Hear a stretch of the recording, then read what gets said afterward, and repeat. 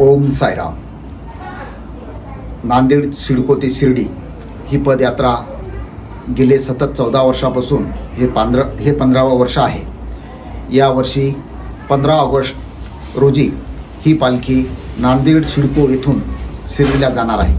तरी ज्या सर्व साई भक्तांना जास्तीत जास्त संख्येने नाव नोंदणी करावी व त्या दिवशी पालखीला 15 ऑगस्टच्या दिवशी सर्वांनी उपस्थित राहावे ही विनंती.